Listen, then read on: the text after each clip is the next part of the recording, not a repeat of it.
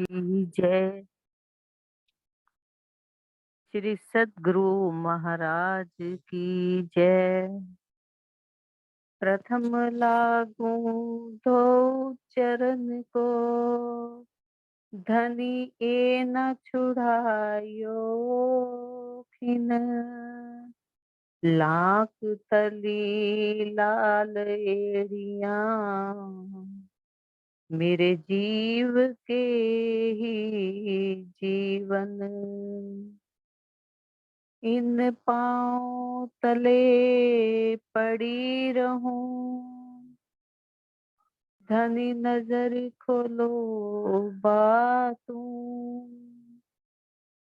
पल न वालो निरखूं नेत्रे,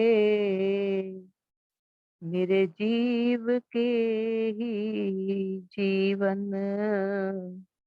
मेरे जीव के यही जीवन। बोलिए श्री प्राणनाथ प्यारे की जय। सतगुरु महाराज राज की की जय।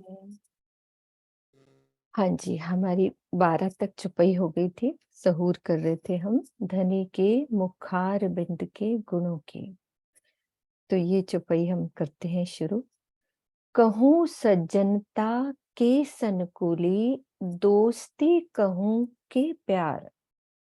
जो जो देखूं नजर भर, तो सब सागर अपार।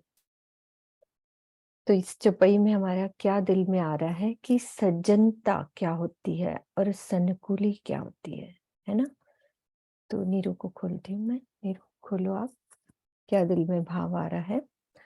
दोस्ती की बात करनी है, धनी की सज्जनता, धनी की सनकुली से क्या मतलब है। ठीक है, प्रणाम जी।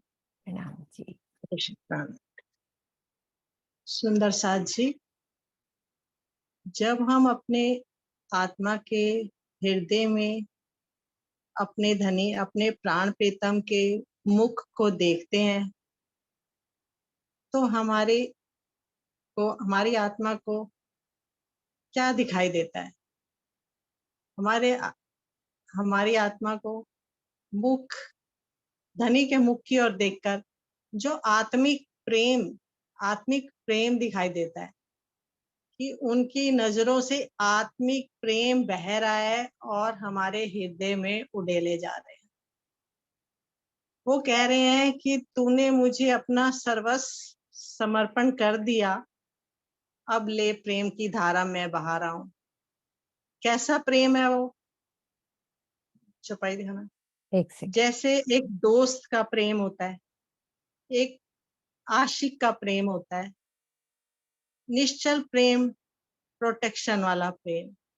ऐसा प्रेम जैसे प्रेम का सागर उड़ेल रहे हैं और हम लहरें उसमें गोते लगा रहे हैं उनके प्रेम के सागर में। तो हमें कैसे राजी के मुखारबिंद को देखना है, आत्मा के हृदय में डूब कर जब हम राजी के मुखारबिंद के दर्शन करेंगे, तो जो प्रेम की धारा बहेगी उसको यहाँ के शब्दों में व्यक्त करना थोड़ा मुश्किल है। फिर भी जैसे वो एक प्रेम का सागर हो,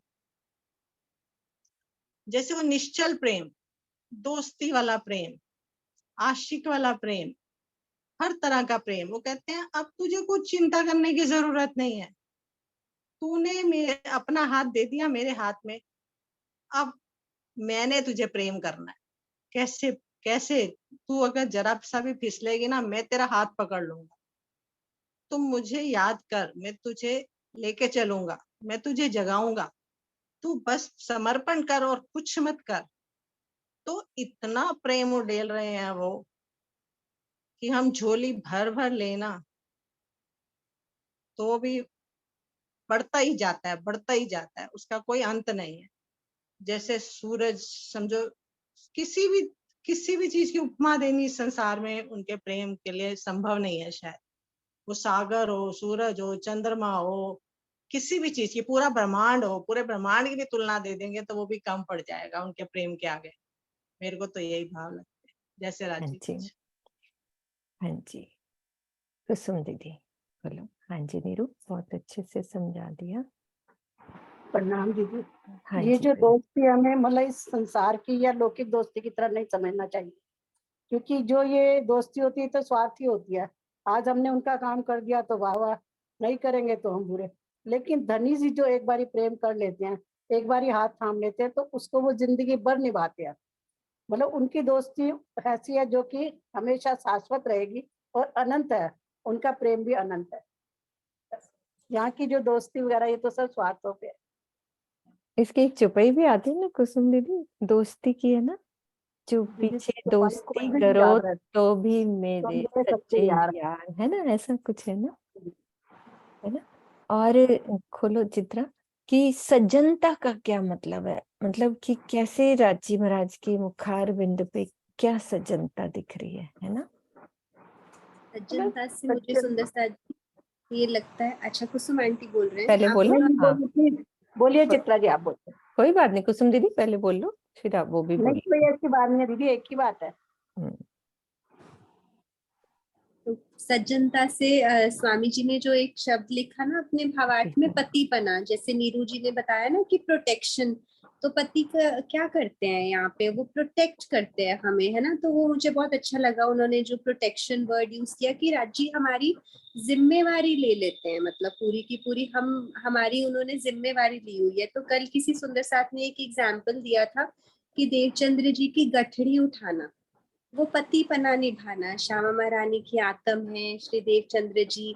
तो कैसे यहाँ पर भी हमारी सारी माया के भार अगर हम चाहें, तो चाहत की बात आती है ना, अगर हम चाहें तो हम राज्य को दे सकते हैं अपनी सारी माया की गठड़ियां, है ना। तो उसके बदले में हमें प्रेम मिलेगा फिर। तो सज्जनता मतलब पतिपना, मुझे कभी सज्जनता क्लियर नहीं हुआ था, पर जब से वो पतिपना वर्ड पढ़ा ना स्वामी जी के टीका में, बहुत अच्छा लगा। हाँ पहले नहीं समझ आता था, मैं कहती थी कैसे सज्जनता, लेकिन टीका पढ़ के ना कि वो पति पना, कि वो मेरे हैं। पति पना का मतलब ही बहुत बड़ी बात होती है, और यहाँ के पति नहीं वो निभा सकते, हम फिर भी उनके ऊपर फिदा हो जाते हैं कि मेरे पति हैं ये कर लेंगे, लेकिन नहीं, मेरे जो आत्मा के पति हैं वो मेरी दुनिया को भी संभालते हैं, सब कुछ संभालते हैं वो। फिदा होना, एक्चुअली में जो फिदा होना ना, या, वो राजी करते हैं, क्योंकि अव्वल दोस्ती हक की, हक की लिखी माहे फुरमान, फरमान पीछे दोस्ती बंधन की, तुम क्यों ना करो पहचान। पहचान, कि सबसे प्यारी दोस्ती हाँ जी उन्हीं की है। हाँ जी चाची जी आप भी खोलो। हाँ जी प्रणाम जी।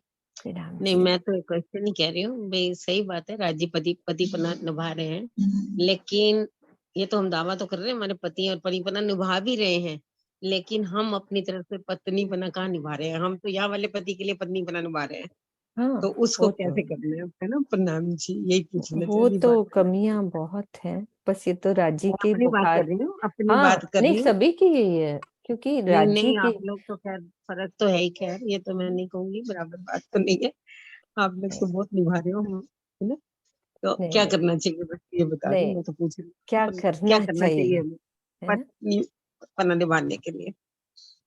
उनका क्वेश्चन है सुंदर सा जी, हमें क्या ये करना समर्पण और चाहिए। वो बात तो आती है, समर्पण की बात तो एक शब्द में हम बोलते हैं समर्पण, लेकिन क्या हो नहीं पा रहा ना उतना, ऐसे कि पूछना उसके लिए चाहिए। कहीं कि हम वाणी मंथन करें और हम्म, मतलब चितवनी करें। चितवनी में हम उनके मुखारविंद का, हाँ, उनके संपूर्ण उसका दर्शन करें, परिक्रमा उप्स, चित्त को पढ़े, चाची जिससे जी। हमें उनके हम्म, जिससे हमें नहीं नहीं उनके ये पूरे भी हम्म कुसुम दी, फिर मेरे को भी यही रह जाता है, ये भी इलम तक ही रह जाता है हमारा, तो चक्कर ये है ना, नहीं, ये इलम भी इलम इलम तक के ही रह बाद रहा है, जब आगे हमें नहीं बढ़ इलम पा रहे ना।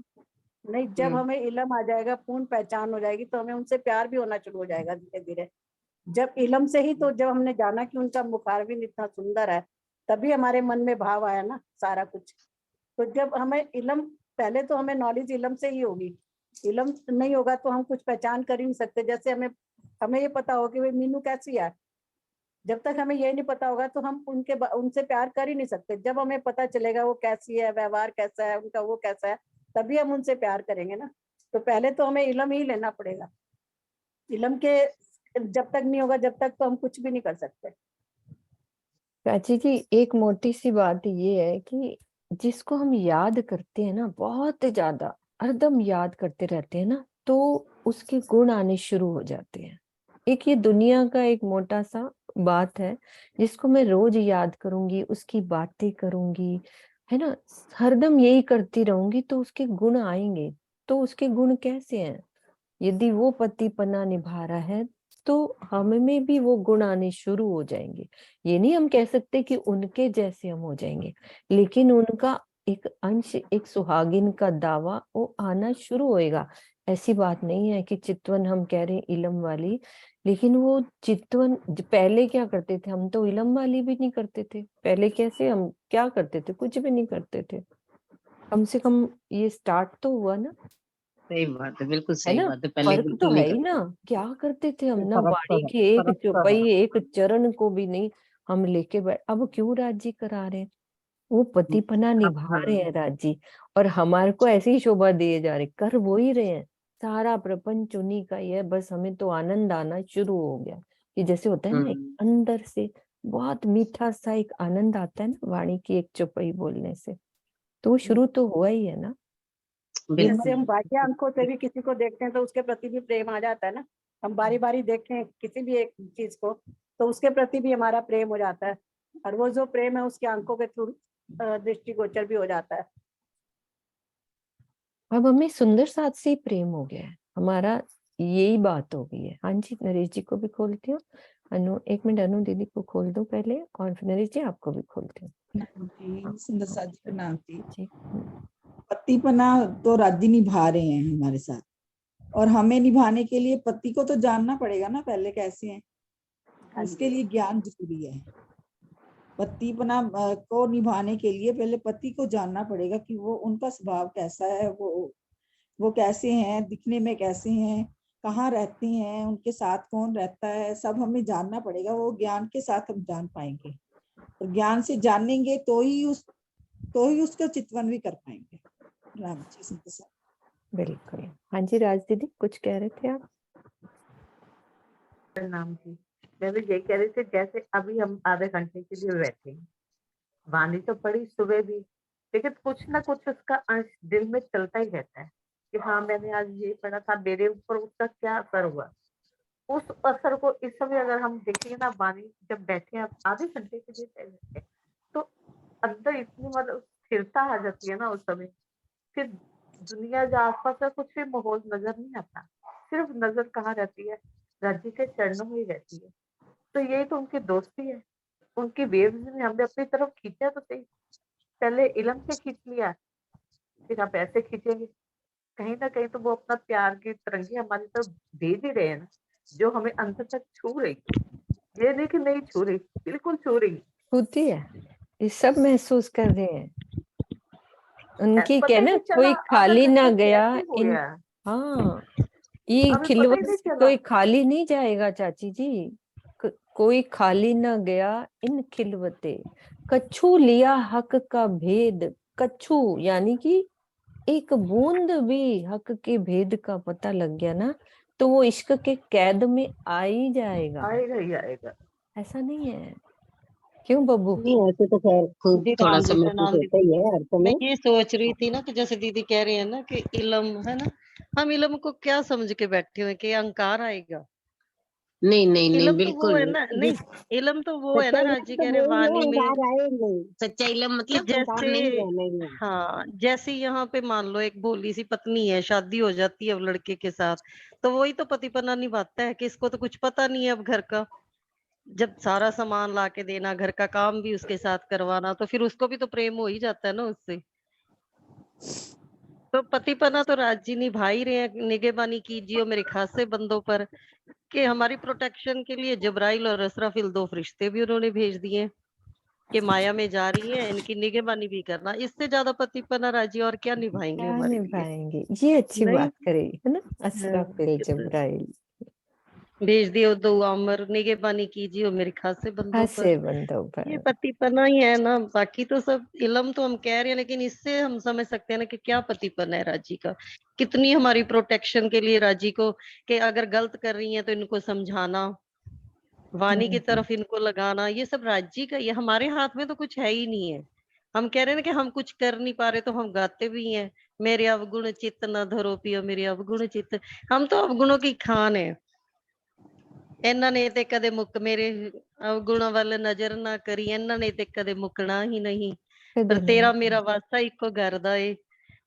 तो फिर एक वास्ता है तो किਵੇਂ कैसे छोड़ेंगे हमें ना, वो नहीं छोड़ती। ये पतिपन है उनका, सबसे बड़ा तो यही है कि जैसे भी है, फिर हम गाते भी जैसे रख तैसे रख, कि कैसे भी रखो राजी हम आपके ही है ना। तो वो पतिपना तो उनकी तरफ से ही है।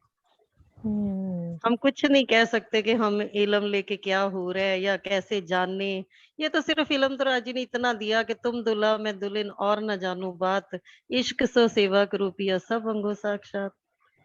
बस इतना इलम होना जरूरी है। बाकी ज्यादा इलम तो फिर वो कहते हैं ना, हमने कोई चतुराई यही ना देवे देखने मेरे दूल्हे के मुख का नूर, कि ये चतुराई लेकर के थोड़ी ना हमने वो इश्क वाली जो बात आ जाए। इसलिए राजी कह रहे हैं वो पतिपन्ना निभा रहे हैं कि हर रूह के अंदर अब ये जो क्लासेस चल रही है ना, ये राजी का पतिपना ही तो है। तो कि बबू एक जो रूह के इलम की अंदर बात है ना, इलम की चतुराई तब आती है जब हमें अधूरा इलम हो। पूर्ण अधूरा इलम इलम, आने बिल्कुल के बाद बिल्कुल वो आएगी नहीं, चतुराई आ ही नहीं सकती। आएगी ही नहीं नहीं, आती। सही बात है। जिसको चतुराई आ गई समझो अधूरा इलम है, अभी हमने अधूरा जाना इलम, नहीं है उस चीज को। जाना नहीं है, बिल्कुल बिल्कुल। हाँ जी नरेश जी, अब आप आओ। प्रणाम। प्रणाम जी। प्रणाम जी।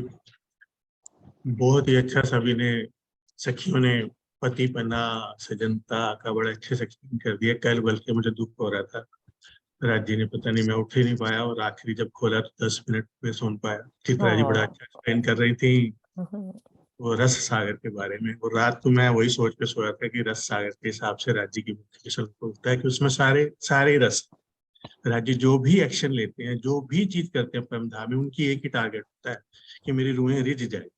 चाहे वो मुख में पान का बीड़ा लेके बोलते हैं, चाहे वो मुख से मेवा निकाल के देते हैं, चाहे वो आंखों की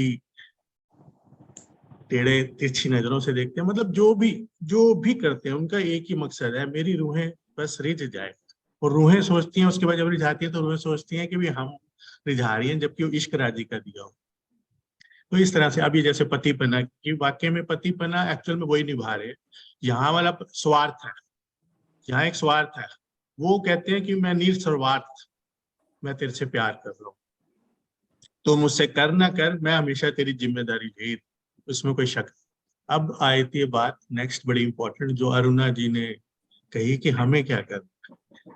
तो वो हमें क्या करने में मेरे राज्य दिल में, जो मैं छोटे ज्यादा शब्द लंबा हो जाता है, तो मैं थोड़ी सी बातें में मतलब शब्दों में बताऊं कि मेरे हिसाब से जो मुझे राजी दिल में डालते हैं कि जब हम मूल मिलावे की जो 3 सीढ़ियां मानते हैं ना, कि चल के मैं 3 सीढ़ियां चल के उस गोल चबूतरे पे पहुंचे, तो पहली सीढ़ी है वाणी मंथन। जितना भी हम वाणी मंथन कर सकते हैं करें, जितना भी, अगर, क्योंकि वाणी मंथन से क्या है, सारे विकार छूटते हैं। आप खुद अनुभव करोगे, जैसे जैसे धुलाई करती है हमारी, वो बहुत जरूरी है यहाँ के विकारों।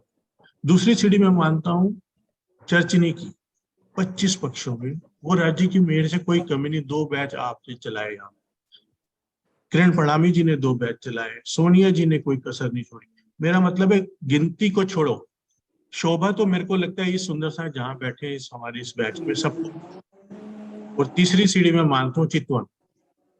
ये दोनों चीजें होती हैं तो चितवन को करना बड़ा आसान हो जाता है। अब बात आ रही थी कि ज्ञान की, सच बात है, जब हम ये चितवन लेके चलते हैं या ये वाणी मंथन लेके चलते हैं या चर्चनी लेके चलते हैं, तो हमारे दिल में क्या होना चाहिए। मेन बात है, अगर हम किसी से मिलने जा रहे हैं तो एक्चुअल में हमारे दिल में भाव क्या है, हमारे दिल में होना चाहिए। उसके लिए भी महामती जी ने बड़ी सुंदर चौपाई लिख दी है वाणी में, प्रेम दर्द इश्क तुम्हारा मैं फेर मांगू फेर, प्यारे मिलो प्यारे पियो से श्री महामती कहे बेर बेर। क्या होना चाहिए, दर्द होना चाहिए। जब तक हमारे दिल में वो दर्द नहीं आएगा, तड़प नहीं आएगी, वो चुभन नहीं आएगी कि हमें राज्य से वो उसी वही तो हुआ। और विरहा, विरहा दुखते विरहा उपजे विरहा प्रेम इश्क, पहले विरहा आना बड़ा जरूरी है कि हाँ मैं उनके लिए तड़प रही हूँ, अदरवाइज तो वही बिना प्रेम के जो चितवन होगी वो तो नहीं पहुंचा पाएगी, वो भी ज्ञान ही सिर्फ रह जाएगा।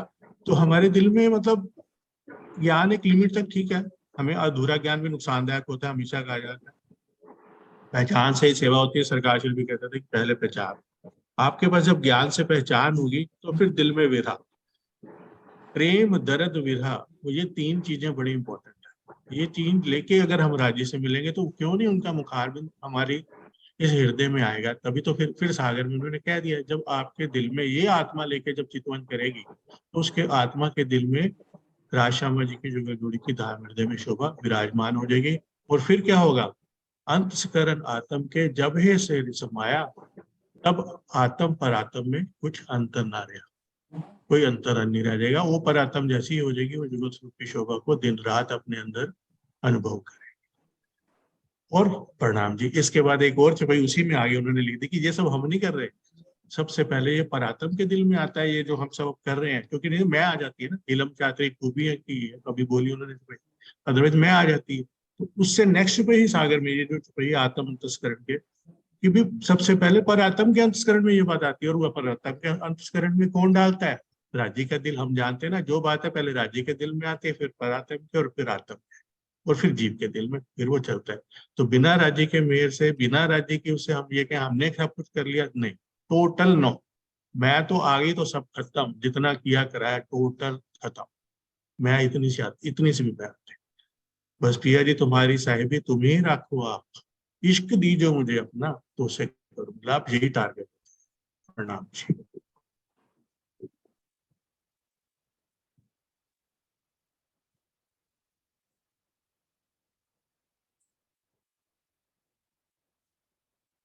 एक सेकेंड,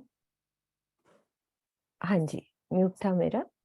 कि कहूँ सज्जनता हमने देखी और सनकुली का भी नहीं, दोस्ती कहूँ, दोस्ती की बात हो गई। सनकुली मीन्स प्रसन्नता।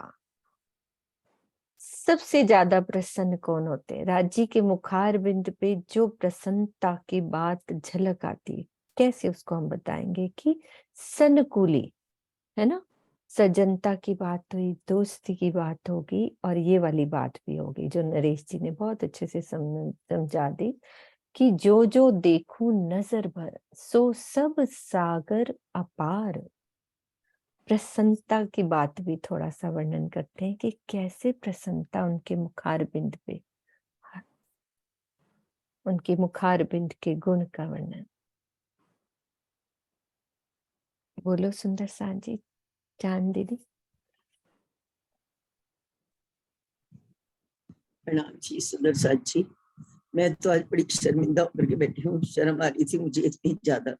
सुबह भी उठी नहीं, दोपहर में भी उठी नहीं, इतनी नींद आ रही है। राज जी तो बहुत कुछ दे रहे हैं सुंदर साथ जी, हम ही नहीं संभाल पा रहे अभी। वो तो इतना कुछ दे रहे हैं। ये चौपाई भी मैंने अभी पढ़ी है। प्रसन्नता तो राज जी के ऊपर आती है ना, हमें जैसे जैसे रूहें उनके पास आती हैं, जैसे वो शुरू से ही, हम लोग इतनी दूर थे तो उन्होंने हमें पास लाने के लिए कोरोना लाए कि चलो अब घर आएंगी, बड़े बहाने बनाती हैं, हमारे पास तो टाइम ही नहीं है, हमें तो टाइम ही नहीं मिलता। उन्होंने कोरोना ला दिया, बैठ जाओ घर पे। घर आ गए, फिर उन्होंने चर्चा सिखानी शुरू की, चर्चनी चर्चा सब कुछ कर करके इतना पास पास पास पास जैसे जैसे बुला रहे हैं, तो प्रसन्नता अब रूहों को भी महसूस हो रही है। और राज्य के मुख पे जो प्रसन्नता आ रही है ना, रूहों को अपने पास देख करके, वो है उनकी सुंदरता। क्योंकि जैसे जैसे रूहें आ रही हैं उनके करीब, उनको बहुत खुशी मिल रही है। हमें तो क्या मिल रही है जितनी उनको मिल रही है, मुझे यही समझ में आ रहा है राज्य। हाँ जी ठीक है, बहुत कुछ आ जाता है, फिर भी हमने शॉर्ट में ले ली ये वाली बात। आगे चलते हैं चौपाई आगे वाली।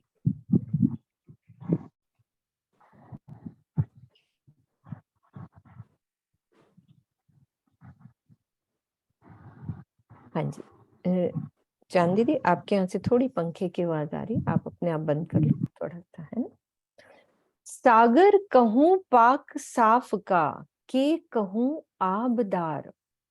सागर कहूं पाक साफ का, के कहूं आबदार। हक मुख सागर क्यों कहूँ, सब विद पूरन अपार। वहां कल जो बात कर दी थी कि सागर भी नहीं कहा जाता, तो पाक साफ कैसे मुखारबिंद की पवित्रता का वर्णन। हाँ जी कुसुम दीदी, आपका खुला ही हुआ है ना, क्या नहीं खुला? विजय दीदी को खोल देती हूँ पहले, फिर आप बोलो। विजय दीदी आप खोलो। प्रणाम जी।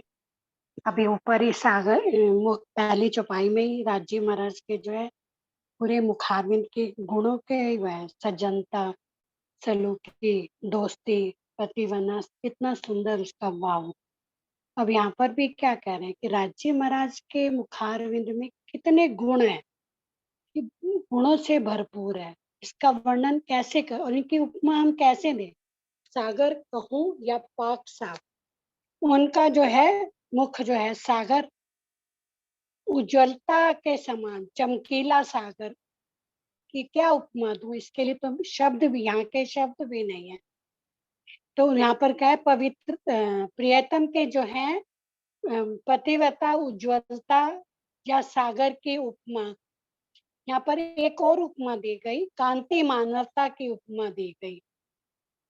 ये कांति मानता का सागर, कितनी गहराई वाला, इतना विशाल सागर जो है ना, इनके मुखारविंद में गुण ही गुण समाये हुए हैं।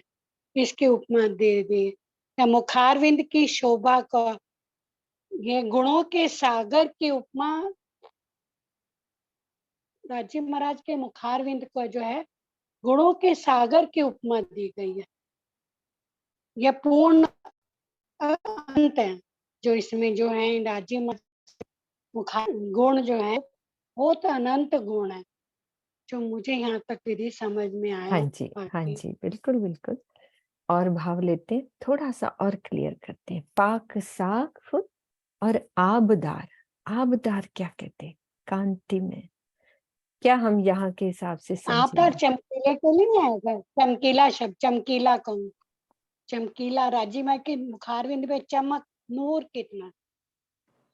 और चित्रा और क्लियर करो। हाँ जी, आब का वैसे तो जो एक शब्दार्थ होता है वो यही होता है, चमकीला, शाइनी, ग्लॉसी, जैसे राज्य के चेहरे पे बहुत चमक है ना। तो जो वाणी में जैसे आब आता है ना, आबे हयाती, आब पे बहुत सारी चौपाई आती है, जैसे आब हयाती अर्श से रूहे ल्यावत, एक ये चौपाई आती है, मुझे पूरी नहीं याद आ रही, कि आब हयाती अर्श का रूहे ल्यावत, तो रूह अल्लाह से रिलेटेड है ये चौपाई, कि हमारी श्यामा महारानी के द्वारा जो सारी वाणी अवतरित हुई है उसको आबे हयाती का है। हयाती मतलब अखंड जल, तो वाणी रूपी अखंड जल राजी ने हमें ला कर दिया है। तो मुखारविंद से मतलब ये उसका बातिनी भाव ले सकते हैं कि मुखारविंद में डूबेंगे ही तब जब हम ये वाणी रूपी जल पिएंगे। तो जब ये वाणी रूपी जल हमारे अंदर जाएगा, आबदार जो है ही ऑलरेडी आबदार, उसने हमें चमकाना ही है अंदर से फिर, तो वो बस आबदार को बहुत प्यारा राज्य में बहुत सारी चौपाइयां आती हैं कि अखंड जल परम धाम का क्या है हमारे पास आज, हमारी वाणी है जिसको पी के हमने राज्य को चमकना है, हमने भी चमक जाना है ना। हाँ जी सरोज दीदी, अरे वाह, आप भी बोलो, खोलो ना, पहले खोलो। हाँ अब आप जल को भी आप कहते हैं, तो जैसा जल चमकीला होता है तो उसका भी भाव ले सकते हैं शायद। बिल्कुल। तभी उन्होंने उज्ज्वलता लिखा, आप जल को कहते हैं।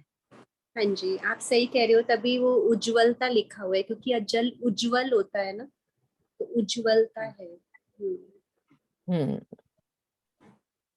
ठीक है, आगे चलते हैं, आगे वाली चौपाई लेते हैं। हक मुख सागर, हाँ ये क्लियर हो गई। हाँ म्यूट कर लो, कहीं से आवाज आ रही है तो। ठीक है, हाँ अब आगे वो वाले गुणों का वर्णन चित्रा, मुझे लगता है यहाँ तक हो गया, 7 से 14 तक ये हमने पढ़ा था, है ना? एक 17 नंबर चौपाई है राज्य एक 17 नंबर, हाँ तली की जोत इसमें है। हाँ ये वाली ना, है ना? और हक कदम अति कोमल, पाँव तली जोत अतंत, सो रूहे रूह नैनो बीच में, सो क्या करे जुबां सिफत। पांव तली जोत अतंत। हाँ जी, एक सेकेंड खोलती हूँ मैं स्वर्णा दीदी आपको। स्वर्णा दीदी खोलो।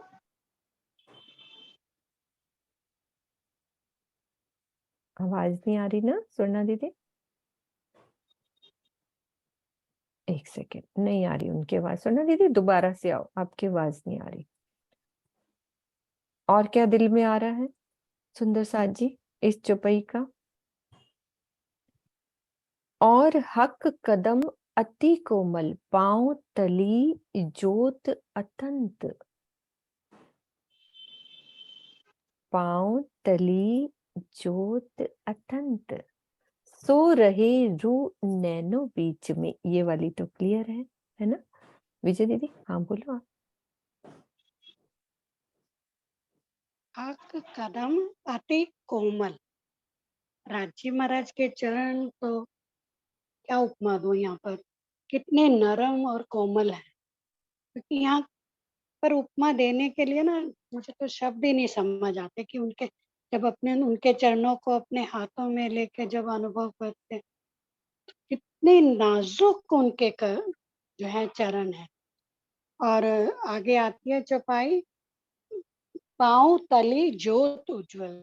राज्य के चरणों में तलियां से लालिमा से भरी हुई, उनकी बारीक बारीक रेखाएं जो है ना राज्य के चरणों से जो निकलती हैं, वो उन बेशुमार बारीक रेखाएं अति लालिमा लिए हुए आती जो रूहें नैनो बीच में, जो रूहों के जो है नैनो में जो बसती है, रूहों के दिल में जो है वो घर का नजर में हो जाती है, उनका वर्णन इस जुबान से तो हो नहीं सकता।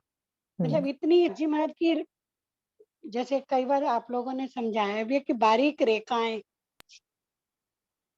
क्या हाँ कोई बोलूं बात नहीं। समझ में हाँ नहीं आ नहीं रहा नहीं, मेरे आपके समझ दिल की में। बात चित्रा क्लियर करती है कि वो क्या कहना चाह रही है ना? हाँ जी, उस दिन हमने मुखारविंद की लालिमा की ज्योति देखी थी, तो विजय आंटी ने आज हमें चरणों की लालिमा की ज्योति दिखाई है। जैसे चरण तली कोमल है, तो उस दिन हमने भाव देखा था ना कि राजी जहाँ जहाँ चरण धरते हैं वो धरती और कोमल होती चली जाती है। तो वो धरती पे जहाँ जहाँ वो लालिमा वाली ज्योति पड़ती होगी, गुलाबी सी आभा लिए जो उनके चरणों की तली से ज्योति निकल रही है, तो बस ऐसे ही मेरे मन में यही भाव आ रहा था कि जहां जहां वो चरण कमल जाते हैं, उनके पीछे पीछे 12,000 रूहों के चरण कमल, वो कितनी सुंदर गुलाबी सी ज्योति जहां जहां जिस जिस धरती पे जहां जहां कदम रख रहे हैं वहां वहां फैलती जा रही है। तो कैसे एक ज्योति की गिलम बन जाएगी जहां पे हम धनी के साथ हास विलास करें। तो वो बहुत प्यारा ये चौपाई का चरण लगा मुझे कि चरण तली की ज्योति, हम ज्योति को, मुखारविंद की ज्योति तो मूल मिलावा में हम कितनी बारी देखा है कि राज्य के मुखारविंद की ज्योति, सिंहासन की, डांडों की, चंद्रमा की। तो अब ये जो चरण तली की वो गुलाबी सी ज्योति दिखाई ना अपने विजय आंटी, बहुत ही प्यारा था। देखा कितना प्यारा भाव। सीमा आप भी बोलो। प्रणाम जी सुंदर साथ जी। हाँ जी। राज्य के चरण कमल बहुत बहुत सुंदर है, कोमल है, नूरी है। और उनके चरणों की अगर वो पंजों को जैसे बैठे हैं चौकी पे रख के, तो हल्के से उनके पंजे ऊपर उठे हुए हैं, तली लगी हुई है। और उनकी तली में जो लांक है वो पद्म रेखाएं हैं, उनकी लालिमा और उनकी निकलती जो ज्योति है, उससे पूरी जो ज्योति है वो उनके चेहरे का यानी कि संपूर्ण स्वरूप रूहों के नैनों में बस जाता है। रूहें अपने नैनों से वो ज्योति को हटा ही नहीं पाती, और उसकी गरिमा या उसकी शोभा का क्या ही वर्णन करें। वो ज्योति इतनी खूबसूरत होती है कि रूहें उसमें डूबकर रह जाती हैं, गले गात हो जाती हैं। बिल्कुल। हाँ जी राज दीदी। प्रणाम जी। बस राज जी ने कुछ ऐसा ही मतलब भाव दिल में चला कि राजी महाराज के जो चरणों की इतनी कोमलता है, लालिमा है, वो लालिमा जब चितवन द्वारा रूह उसमें डूबती है, इस संसार में बैठकर जब रूह उसमें चितवन में डूब जाती है, तो वो लालिमा रूह के हृदय में बस जाती है।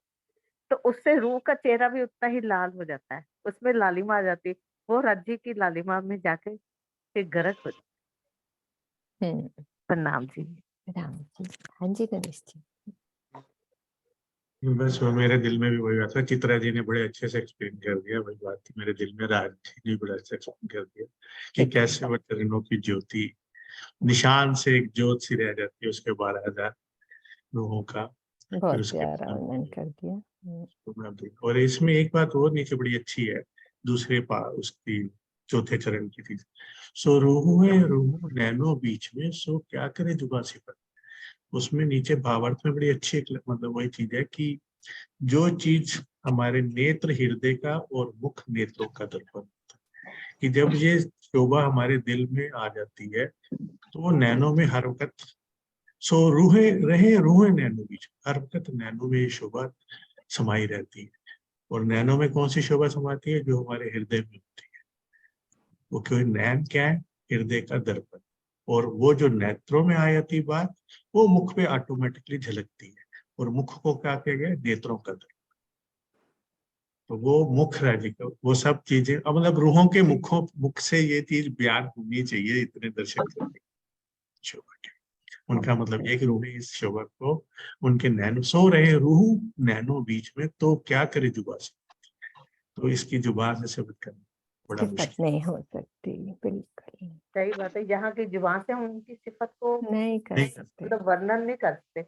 दिल में तो कुछ और दिल चलता है, में जुबान पे चलता है, कुछ और आता जुबान है। पे वो शब्द ही नहीं आते ना नहीं, शब्द वैसे नहीं वाले, आता। क्योंकि वो शब्द ही सही हमारे बात पास है। ना बड़े हल्के हो जाते हैं। हल्के लेकिन हल्के। एक होता है ना कि रूह वर्णन करना चाहती है ना, कि दिल करता है कि राज्य की बात करें, राज्य के करें। मुखार के गुणों की बात, कुछ तो बात हो ना, कि मैं भी गुणगान गाऊं मेरे धनी के। तो ये गुणगान ही तो गा रहे ना कि मेरे धनी कितने प्यारे हैं, अंश कैसे में कुछ तो अंदर जाएगा। कुछ तो जाए। नहीं, वो करंट आता है, लगता है ना।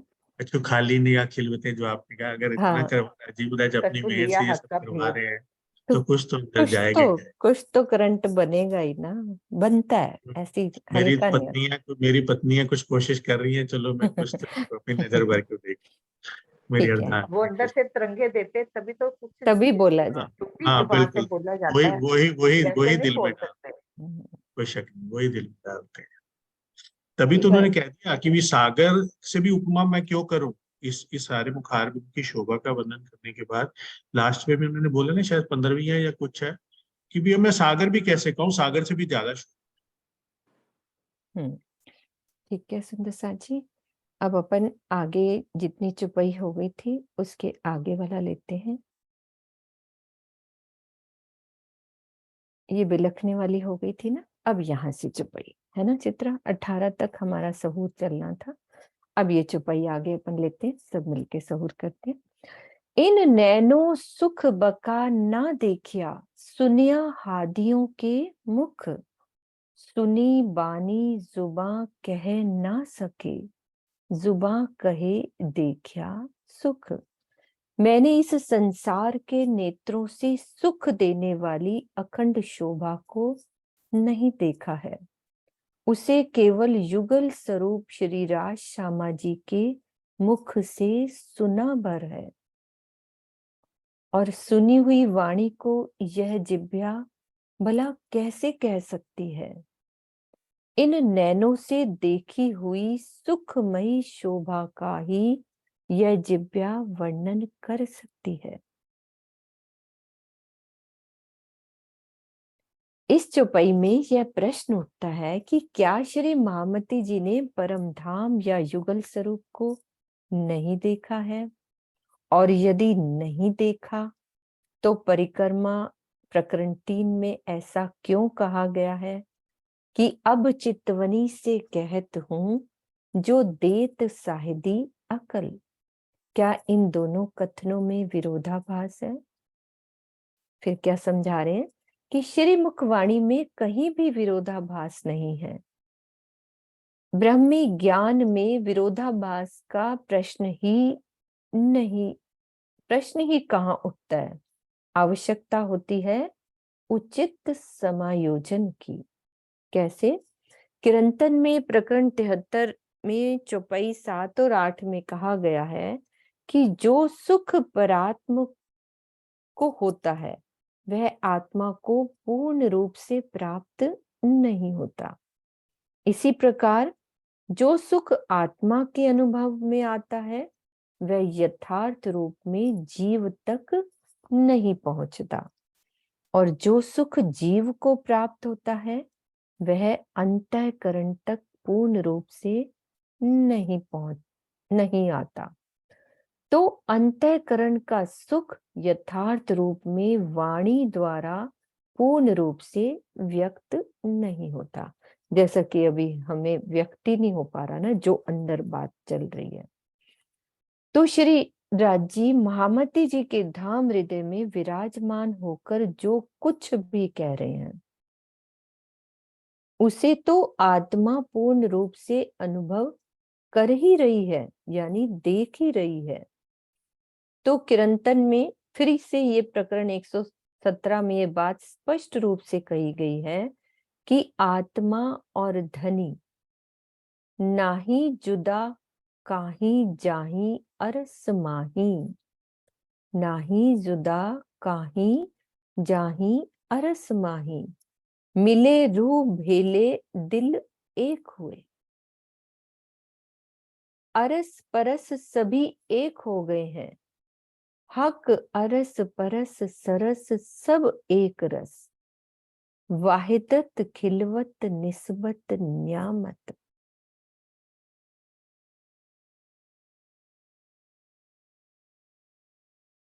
इस चौपाई को निकालना। किरंतन प्रकरण 117 याद रखना। अभी मैं पहले पूरा अर्थ कर लूं, फिर खोलते हैं।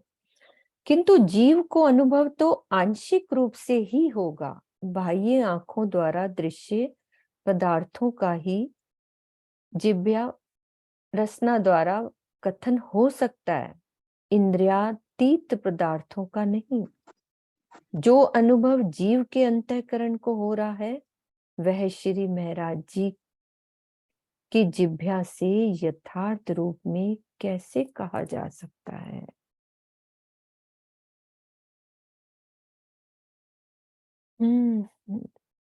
क्या कहना चाह रहे हैं?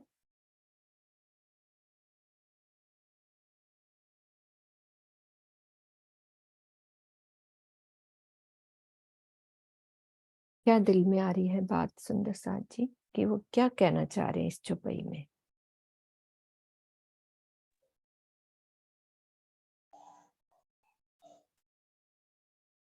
प्रणाम।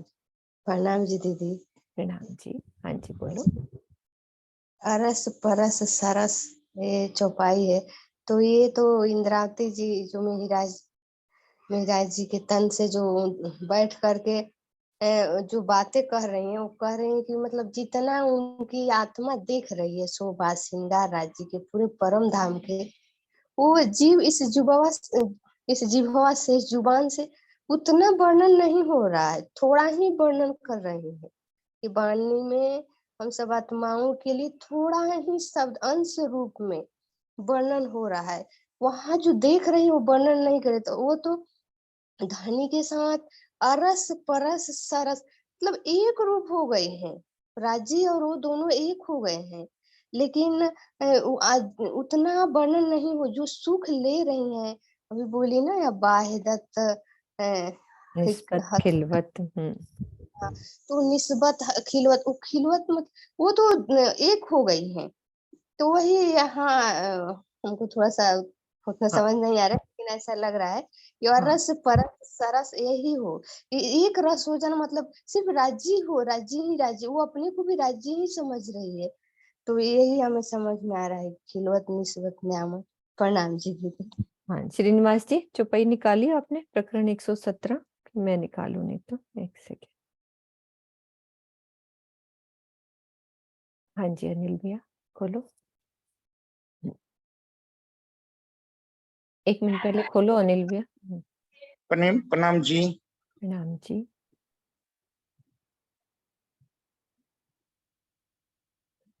निकाल ली ना हाँ, अनिल भैया चौपाई? हाँ जी निकाल दी। हाँ अब बोलो। अरस परस सरस सब एक रस, वाहिदत खिलवत निस्बत न्यामत, महामत अलमस्त होए आवे उमत लिए, पीवत आवत हक हाथ सरबत। तारतम ज्ञान के प्रकाश में आने वाले सभी ब्रह्म मुनि प्रेम में एक रस हो गए हैं। धामधनी से परस्पर मिलन के पश्चात उनका हृदय आनंद रस से ओतप्रोत हो गया है। धामधनी इस संसार में भी उन्हें अपनी वहदत, खिलवत तथा निस्बत आदि न्यामतों के सुख की पूरी लज्जत दे रहे हैं। श्री महामती जी अपने प्रियतम अक्षरातीत के हाथों से इश्क का शरबत पीते हुए आनंद में मग्न है तथा ब्रह्म सृष्टियों को भी अपने साथ लेकर परमधाम आ रहे हैं। भावार्थ, श्री महामती जी के द्वारा युगल स्वरूप तथा परमधाम का दीदार करके सुंदर साथ को भी उस राह पर चलाना ही सबको परमधाम लेकर आना है। प्रणाम जी। हाँ जी प्रणाम जी। चौपाई का अर्थ पढ़ लिया हमने, मैं दोबारा से खोल रही हूँ। हाँ जी नरेश जी आप खोलो।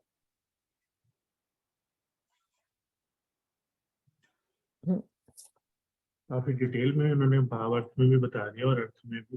हम हम्म, थोड़ा चौपाई को अगर थोड़ा और देखें ना, इन नैनो जो वो कहना चाह रहे हैं, इन नैनो सुख बका ना देखा सुनिया हाथियों के मुख।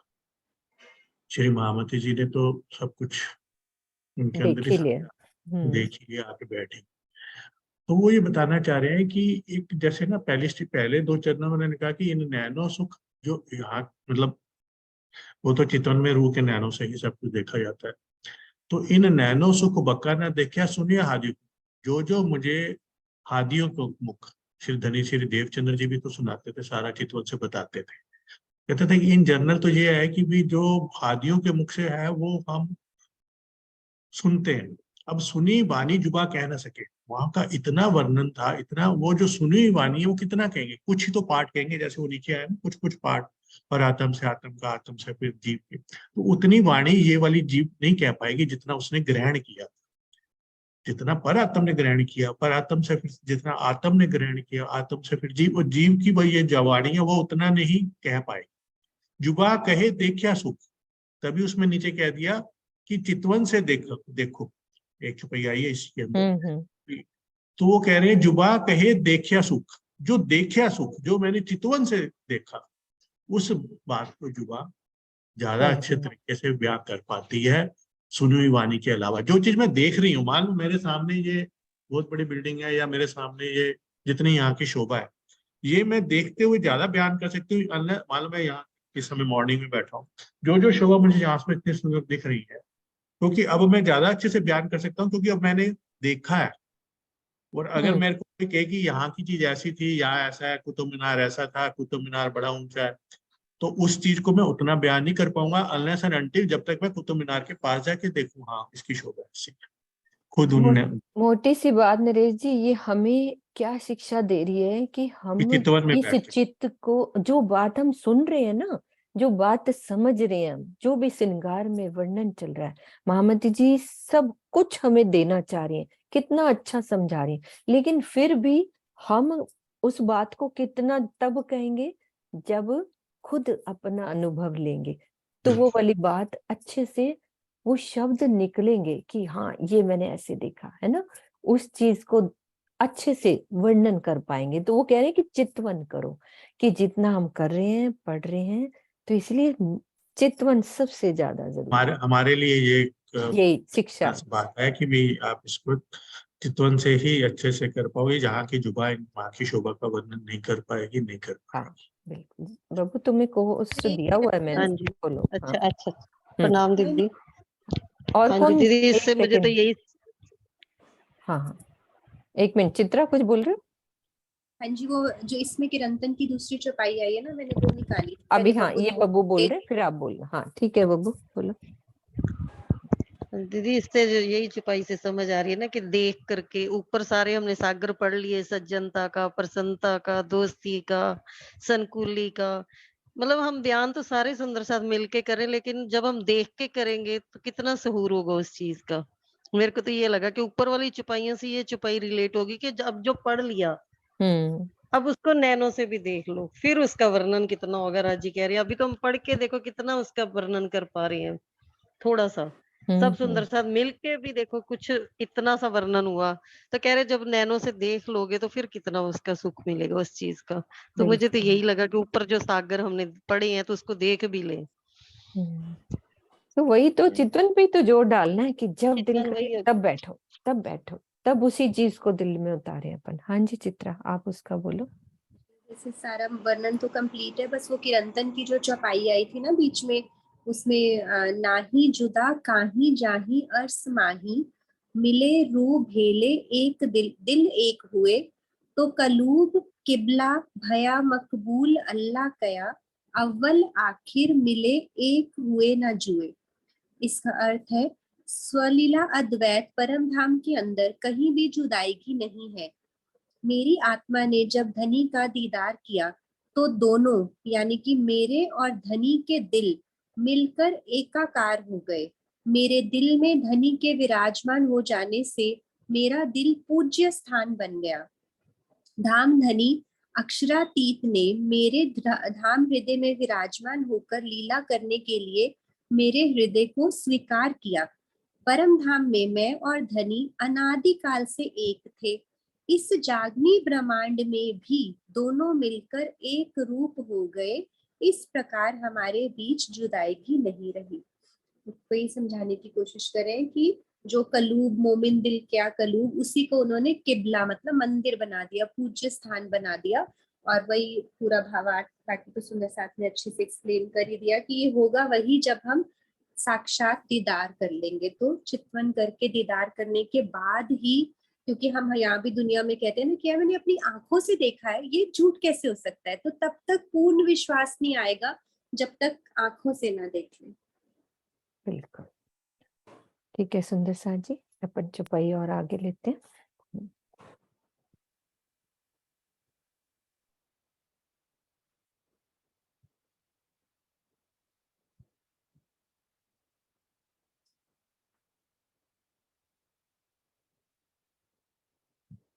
कहूँ नूर तेज रोशनी, या की जोत गई अंबर लो चल, माहे गुण गर्भित कई सागर, क्यों कहे बिना अंतर बल। वही वाली बात आ गई। अब मैं धाम धनी के मुखार बिंद पर क्रीड़ा करने वाली नूरमय तेज और ज्योति का वर्णन कर रही हूं। इसकी ज्योति आकाश तक फैली हुई है। इस नूरी ज्योति में अनेक सागरों के समान अनंत ज्योति को अपने अंदर छिपाए रखने का गुण विद्यमान है। अर्थात धामधनी के मुखार बिंद की नूरी ज्योति ही अनंत परम धाम में सर्वत्र दृष्टिगोचर हो रही है। इसका वर्णन होना धामधनी की आवेश के बिना संभव नहीं है।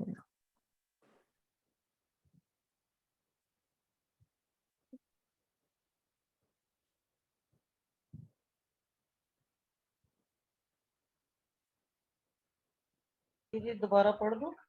हाँ, मैं भी वहीं अटक गई हूँ। दोबारा अर्थ पढ़ते हैं कि क्या कह रहे हैं। अब मैं धामधनी के मुखार बिंद पर क्रीड़ा करने वाले नूरमयी तेज और ज्योति का वर्णन कर रही हूँ। फिर क्या कहते हैं कि जो इनकी ज्योति है ना वो आकाश तक फैली हुई है। इस नूरी ज्योति में अनेक सागरों के समान अनंत ज्योति को अपने अंदर छिपाए रखने का गुण विद्यमान है। अर्थात धामधनी के मुखार बिंद की नूरी ज्योति ही अनंत परम धाम में सर्वत्र दृष्टिगोचर हो रही है। इसका वर्णन होना धामधनी के आवेश के बिना संभव नहीं है। क्यों कहे बिना अंतर। हो गया ना क्लियर अब, है ना। माँ अपने पेट में गर्भ में रखती है ना, छिपा के, गुण गर्भित, उस तरह से कि इतनी अंदर तक छिपे हुए उसके अंदर रहस्य है। ज्योति के भी अंदर कई सागर एक एक ज्योति के अंदर गुण गर्भित है, अंदर है। अच्छा लगा ये। बहुत, कितने सागरों का रस उनकी मुखार बिंद की ज्योति और तेज में, बहुत पूरा परम धाम कह दिया ना कि अनंत परम धाम में सर्वत्र दृष्टि गोचर हो रही है। हाँ जी चांद दीदी आप खोलो। प्रणाम जी सुंदर सा जी। एक जो शब्द आया ना गुण गर्भित वाला, वो वाली बात जो है ना बहुत बहुत गहरी बात है ये, कि हम जब जितनी भी बार वाणी पढ़ते हैं उतनी भी बार हमको ये लगता है कि ये बात तुमने पहले पढ़ी ही नहीं थी। फिर पढ़ते हैं फिर यही लगता है ये बात तो पहली बार समझ में आई। ये है सागर, गुणों के सागर जो उन्होंने अपने हृदय में छिपा के रखे हैं। वो हर बार नए नए जो सामने आते हैं, मुझे लगता है ये सागर हैं, गुणों के सागर जो उनके दिल में छिपे हुए हैं। वो बार बार निकल निकल के आते हैं, निकल निकल के आते हैं। वो सागर उनके बिना कहने की, और वो बिना राज्य के बल के हमारे अंदर भी नहीं आ सकते। कई बार होते हैं ना, बैठे होते हैं, हम सुन रहे होते हैं, लगता है बस सिर्फ कानों तक ही जा रहा है, अंदर तक तो जा ही नहीं रहा। तो वो अंदर तक भी तब जाता है जब उनका बल आता है। वो अपनी शक्ति से ही हृदय में उतारते हैं, नहीं तो सिर्फ कानों तक सुन के ही रह जाते हैं। तो अनेक गुण हैं उनके, तभी इनको इतना कहा ना सागर सी गहरी है ये वाणी। मुझे याद है सुंदर साथी जी, जब पहली बार मैंने मेरे किसी प्यारे से अपने सुंदर साथी थे, अपनी मेरे रिलेटिव ही थे, उन्होंने मुझे पहली बार जब वाणी पढ़ने के लिए कहा, मैंने कभी पढ़ी नहीं थी, पढ़ी थी ऐसे पाठ जैसे करते हैं अपन, वही पढ़ी थी, अर्थ वाला कभी नहीं पढ़ा। तो उन्होंने मुझे कहा, जब नए नए अर्थ वाले राज्य आए थे, सरकार श्री बनवाए थे, तो पहली बार मैंने पढ़ा। तो मैंने जैसे प्रकाश गुजराती पढ़ी, फिर प्रकाश हिंदुस्तानी, तो मैंने उसको ना फोन, मैंने कहा क्या है रिपीट हो रहा है सब कुछ। बोली नहीं दीदी, तब भी आप पढ़ते जाओ, आप मेरे कहने से इसको पढ़ लो। मैंने धीरे धीरे धीरे धीरे पूरी वाणी पढ़ ली। मैंने कहा हाँ बहुत अच्छी लगी मुझे। दीदी अब एक बार और पढ़ो। फिर दोबारा पढ़ी, हाँ अब तो और भी ज्यादा अच्छा लगा। कहती है दीदी फिर पढ़ो। अब आप जितनी बारी भी पढ़ोगे ना, आपको लगेगा ये बात तो मैंने पहले पढ़ी ही नहीं। उतना ही नए नए नए नए जो सुख देते हैं ना राजी, वो सागर हैं। इसलिए इसको जागृत वाणी कहते हैं। कभी कभी ऐसा भी होता है ना, हम लोग, अभी वो मेरी एक सखी आके हम लोग बैठते हैं, तो वो जब सुनती तो कहती है आंटी जो बात मैं अपने दिल में लेके आती हूँ ना, यहाँ आते ही वही बात आती है, उसी का ही जवाब आता है। जो बात दिल में आती है वही राज्य खोल के रख देते हैं। तो राज्य के तो सागर हैं ये गुण, जो गर्भ में उन्होंने अपनी वाणी के, जो गर्भ में मतलब पेट में, मतलब वाणी के अंदर जो अथाह सागर के समान गुण भरे हुए हैं, वो हमें उनके बल के बिना हमारे हृदय में नहीं उतरते। बिल्कुल। तो एक बात और दिल में आई कि उनके मुखार बिंद की जो तेज है ना दीदी, वो आकाश तक जा रही है। तो इस वाणी की जो एक है ना तेज, इस वाणी का नूर, मुखार बिंद, ये मुखार बिंद हम कहते हैं ना, ये वाणी क्या है, वांग में स्वरूप है ना पूरा। राज्य का मुखार बिंद का वर्णन हो रहा है, तो साक्षात राज्य महाराज का जो मुखार बिंद है इन चुपैयों में भी दिख रहा है। तो जो उसकी तेज है ना आसमान तक जा रही है, यानी कि इतनी तरंगे आ रही है ना वाणी पढ़ने से कि कहाँ तक वो मुखार बिंद की रोशनी होती होगी। इस वाणी का तेज भी महसूस हो रहा है। कि कितना दिल तक उतर है। आपके इससे मेरे को एकदम बात और दिल में आई कि जो आपने कहा ना कि अगर यहाँ के लिए फिर भी सोचे तो इतना आसमान तक जा रहा है, तो इस वाणी का जो प्रकाश है वो पूरे ब्रह्मांड में हाँ, को आप जो ब्रह्मांड कह को रहे अखंड करेगा। हैं 14 लोगों को ब्रह्मांड में ब्रह्मांड को फेर के जाएगा। कितना सुंदर बात कही आपने। हाँ, कि ये जो वाणी के वाणी हिसाब और से हाँ, और इसकी शोभा फिर राजी महाराज ब्रह्म शिष्यों को दे रहे हैं कि तुम्हारे अक्षों को, तुम्हारे जीवों को ये सारा का सारा ब्रह्मांड नमन करेगा, माथा टेकेगा, पूजेगा। और ये बात इसमें देखो अर्थ में कितनी प्यारी छुपी है कि न्यूरी ज्योति में अनेक सागरों के समान अनंत ज्योति में गुण विद्यमान, जो गुण गर्भित का मीनिंग बताया, अर्थात धाम धनी के मुखार बिंद की नूरी ज्योति ही अनंत परम धाम, पूरे परम धाम में अगर मतलब एक तरह से देखा जाए जो पूरा परम धाम की ज्योति है वो भी राजी महाराज के मुखार बिंद से आ रही है, पूरी मुखार बिंद। मतलब उसे सब कुछ उनसे उनके मुखार बिंद की ही शोभा पूरे परम। हाँ जी, कृष्णा दीदी बाई चांस बोलना चाह रहे हैं नरेश मेरे जी। मन में भी यही आ रहा था अभी कि जैसे थंब है, थंबों में जो प्रकाश निकलता है रंग बिरंगे, ऊपर चांदनी के निकलते हैं, चंद्रमा की रोशनी, जो तारों की, मतलब कि जितने भी पेड़ हैं, जो जितने महल हैं, उनके सबका प्रकाश है तो वो राज्य है, उनमें सब में से जो प्रकाश निकलता है वो भी तो उनका मुख ही तो है। तो मतलब कि वो भी उनके मुख के पड़ेगा ना। जैसे हम खड़े हो जाएं कहीं, हमारे सामने तरह तरह के कलरफुल चीज आएगी तो वो प्रकाश हमारे मुख पे पड़ेगा ना। तो सारा कुछ राज्य का मुख ही तो है। तो मेरे को यही मेरे मन में आ रहा था, चारों तरफ उनका ही प्रकाश तो फैला हुआ है, मतलब पेड़ों का, थंबों का, उनमें जो चित्रकारी है उनका प्रकाश, ऐसे ही मतलब जैसे हरे रंग की चांदनी है, मोती लगे, झालरें लगी, जेवर पहने हैं, जिसने भी, जब सखियों ने भी पहने हैं, जब श्यामा जी ने पहने, हमने पहने, राज्य ने पहने, उस सबका भी प्रकाश एक राज्य का मुखी तो है। देखा जाए राज्य तो ही है, मतलब चारों तरफ पूरे तरफ परम धाम में फैला हुआ प्रकाश उनके मुख का। चारों तरफ आकाश क्या, जमीन क्या, आसमान क्या, कहीं भी नहीं देखो तो सब तरफ वही उन्हीं का तो प्रकाश फैला हुआ है। तो अभी मतलब मेरे को जिन्होंने भाव ऐसे नहीं, मतलब बहुत एकदम अच्छा बब्बू, आप बोलो, खोलो जो कहना चाह रहे हो मैसेज से।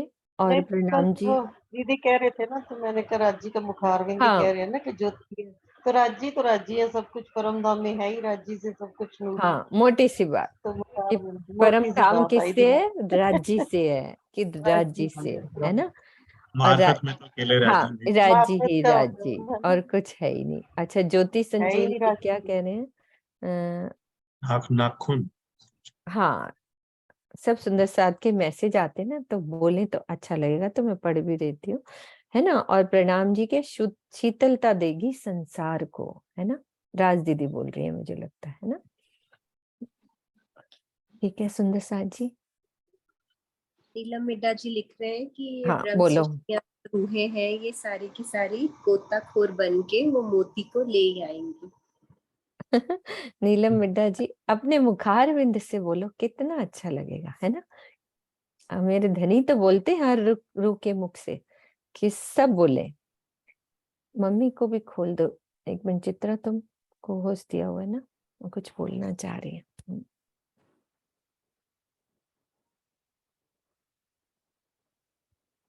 खोलो मम्मी। हाँ, बहुत कुछ वर्क सुन लिया। सुनते सुनते अब दिमाग में ये रहता है, सुंदर साथ ने तो बहुत चितवनी से देख लिया, और चितवनी से ही हमने राज्य को प्राप्त किया।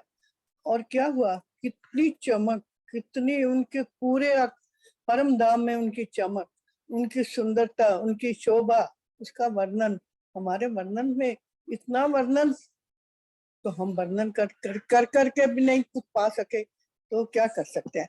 तो राज्य ने शोभा का, अपने चरणों का, कि इसमें इतनी चमक, जरा एड़ी हटा के देखे तो क्या चमक, क्या सारा दाम चमक जाता है।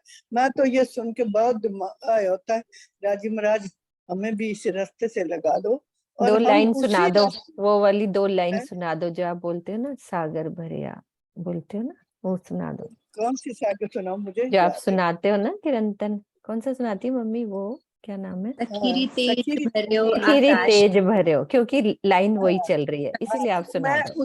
इसी पे आपको एक हाँ, इसी पे सुना। हाँ मतलब इतनी इतनी सुंदरता, अरे भैया मैं तो सुन के देखो राज्य हमारी सारी सखियां कैसे कैसे वर्णन करती। तो मैं 2 ही सुनाती हूँ, देखो। हाँ, 2 लाइन सुनाओ। खेरे तेज भरो आकाश लो, सखी रे तेज भरो आकाश लो, नख जोतनिक सींची जो सागर छेद के आवत, जो सागर छेद के आवत, नहर निर्मल काने, सखी रे तेज भरो आकाश लो, प्यारे पाँव मेरे पियू के, प्यारे पाँव मेरे पियू के, नख जोतनिक सींची जो सागर छेद के आवत, नहर निर्मल काने, सखी रे तेज भरो आकाश लो। प्रणाम जी। सुंदर साथ जी। ज्योति, आप पूरा एक संजा आप सुना दो ज्योति, यदि आप बोल सकते हो तो। ऑफिस में तो नहीं है। ज्योति संजेल जी वर्णन कर रही हैं, वो बोलती भी हैं उनके मुख से। हाँ, एक लाइन खोलो आप।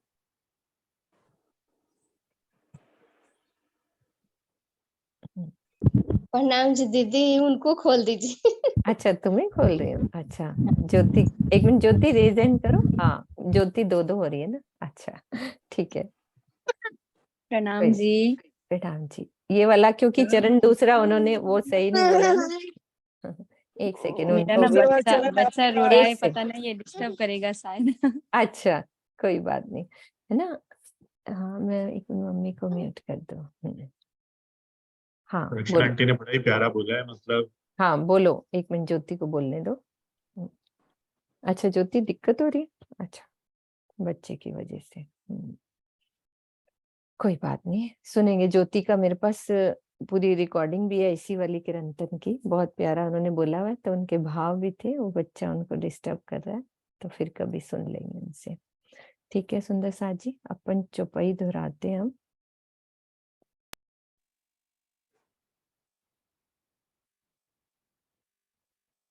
हाँ जी, यही वाली है ना, गुण गर्भित। हाँ यही है। हाँ, दोहरा दो नरेश जी, आप चौपाई दोहराओ। कहूँ नूर तेज रोशनी, या की जोत गई अंबर लो चल, माहे गुण गर्भित कई सागर, क्यों कहे बिना अंतर बल, क्यों कहे बिना अंतर बल। बोलो श्री प्राणनाथ प्यारे की जय, बोलो श्री सतगुरु महाराज की जय, बोलो श्री पन्ना धाम की जय, बोलो सर्व सुंदर साथ की जय।